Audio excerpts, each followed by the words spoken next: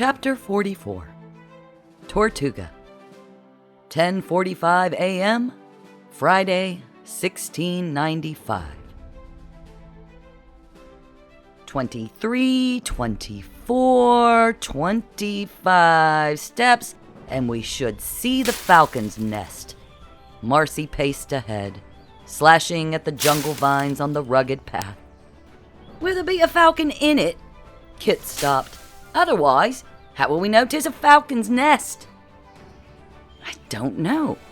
Marci turned the map several directions, looking for recognizable landmarks. Aaron walked capably to the nearest tree, pointing up. Falcon's nest.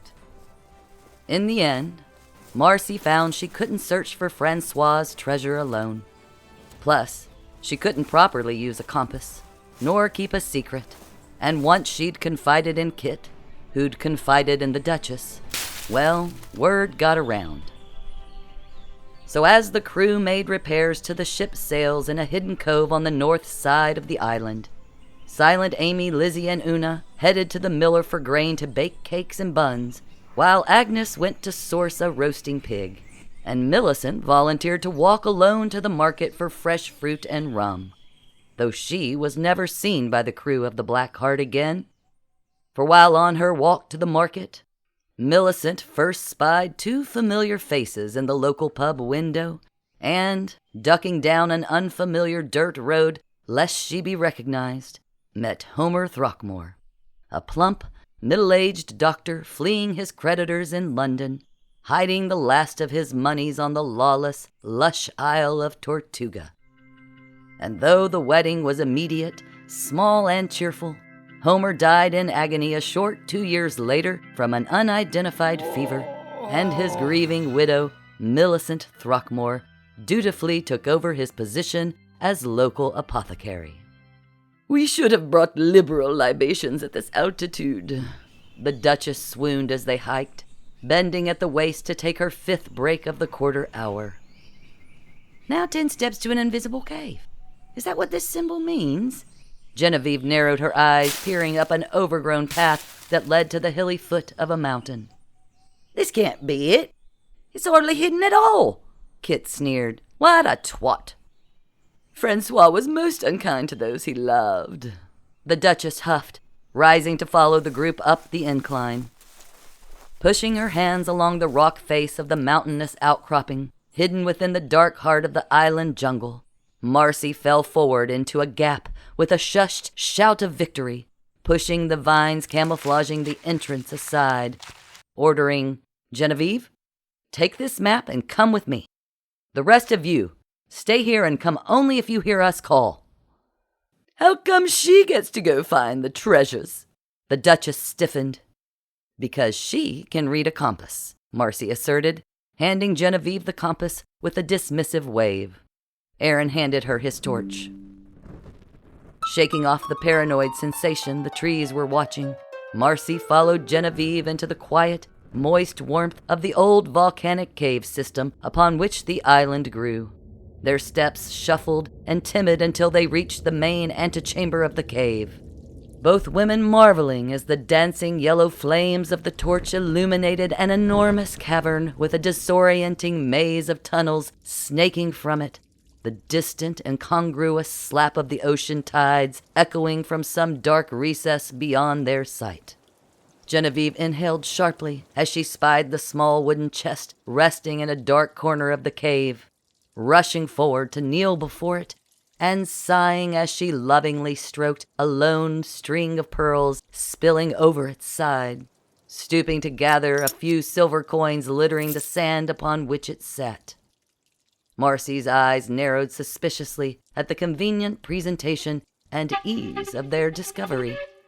Almost too easy.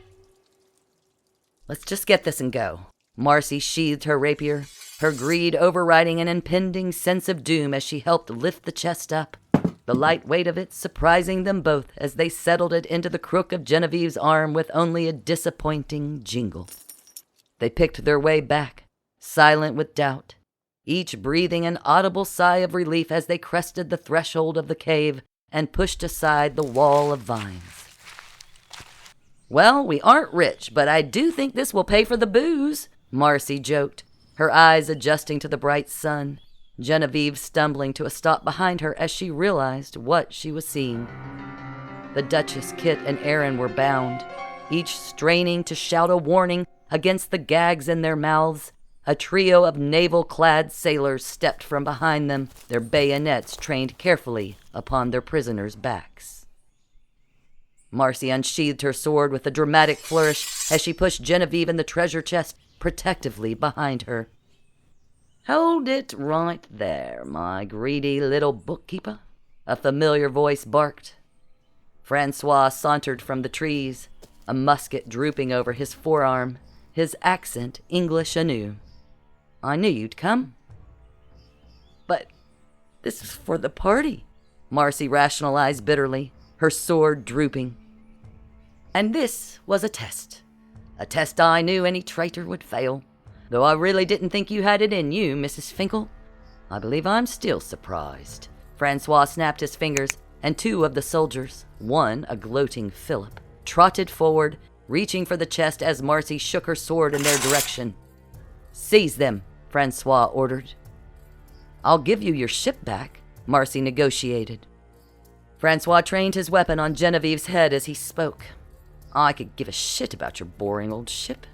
No, I'm here for my money, I'm afraid. And the acclaim. Mainly the acclaim. So let's just make this official. This treasure is the property of the Queen of England by the powers invested in me. And you fools are under arrest for piracy." "How could you, Frankie?" Genevieve screamed as Philip grabbed her by the upper arm, shaking her viciously while wrenching the treasure from her hands and shoving her to the ground at Francois's feet with a cackle. Marci took several small steps back, eyeing the tunnel behind her, stifling a selfish instinct to flee and save herself.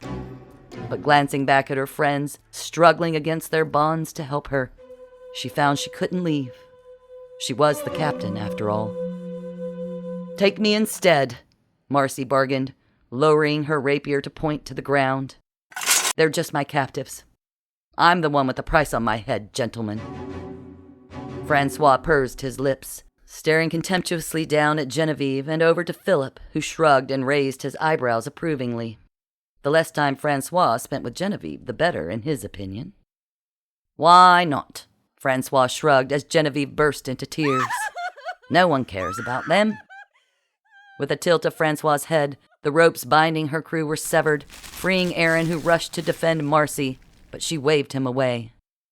Kit pulled Genevieve up from the dirt before being escorted at gunpoint to the tree line where they watched helplessly while Marci was bound, then hoisted like a carpet to be marched back to the naval frigate anchored in the bay. "No!" Aaron shouted. "We'll save you, Marci! I promise!" Genevieve cried. "It's okay, guys," Marci assured them as she was carried away like a trussed pig. "I'll be fine. This is just a misunderstanding, I'm sure." "Good job, brother," the captain remarked as they loaded their prize aboard, patting Francois's shoulder. With that, Private Franklin Tufts, along with the captain, Bertram Tufts, had distinguished themselves as heroes to the crown for their capture of the notorious lady pirate, Mad Marci Finkle, and would be rewarded in status. So Francois would have his victory after all, and his revenge. Franklin Tufts had left his home and his heritage behind as soon as he was old enough to join a merchant ship crew at the ripe old age of 11, spending the next 18 years at sea, going from ship to ship, rank to rank, privateer to pirate.